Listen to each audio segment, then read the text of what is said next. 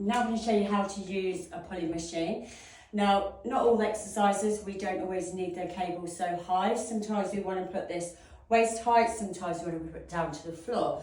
Now, on your pulley system, you will have somewhere around this area a release knob that will allow the pulley to slide up and down. So on this machine, it's just here, and I'm going to release this, pull it in towards me. I'm going to secure my hand on the other side, because if I just try and put it down here, it will sometimes judder and not always move so well. Pop your other hand on the side, and then you can slide this down to the height that you want it. As you get to the height, let your button go, and that will usually clip in as you get to the right height. Then you just want to give it a little tug and make sure that it's locked in properly. In order to perform your exercises, we will need to put an attachment on this part here.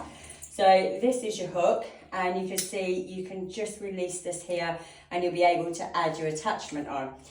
Now, I'm not sure where your attachments are going to live in your gym, but generally they may live in a bucket, or they could live somewhere on the floor near another pulley machine, or they might even still be attached to someone else's pulley machine where they've just left it hanging. So if you need, for example, a rope, then in this gym, all my attachments are kept in this bucket down here. Grab the rope out of the bucket, and then as you can see on the rope, you will also have a metal clip here that you can attach to the pulley.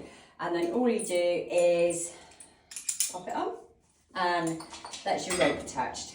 I always tell people to make sure the weight's really light the first time they try and exercise. This is to make sure that first of all you are set up right and this pulley is exactly the height that you need it, and also it prevents injury. If you go into it too heavy first of all, you might think you can lift it, and then you go to do the move, and then actually if you can't lift it, you're going to hurt yourself.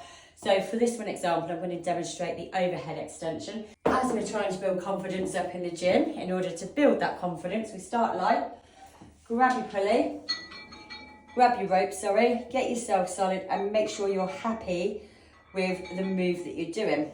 Okay, now when you feel solid and you think, yep, everything's set up right, got the pulley the right height, this feels perfect, you can then set your weight to something you want to try. Now, if I'm new to the gym and I've never done this on this cable machine before, I still don't know what I can lift, so I'm just going to first of all put the pin into 10 kilograms. This way, that's going to allow me to practice that move again, and then I can decide whether or not I can go higher. So get myself solid, get myself lined up, make sure that the end of the rope is equal, so you don't want to be holding it with your arms uneven here. And then you get yourself solid. I'm going to take that back and I'm going to push into it, and yes, that feels absolutely fine. So I'm going to try 5 kilograms heavier, and then you would just keep going until you feel that you've got the right weight.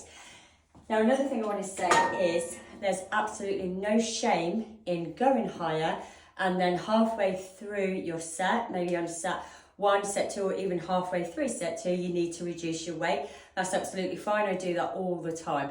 So you'll start off and you can do set 1 on a certain weight. As your muscle starts to fatigue, you'll think, I really can't do this anymore, so just drop your weight down a little bit lighter. That doesn't mean that you can't do the exercise, it just means your muscles are getting tired and it's now becoming hard. And that is exactly what we want from any exercise in the gym. When you finish doing your exercise, take off your attachment and put it back where it belongs.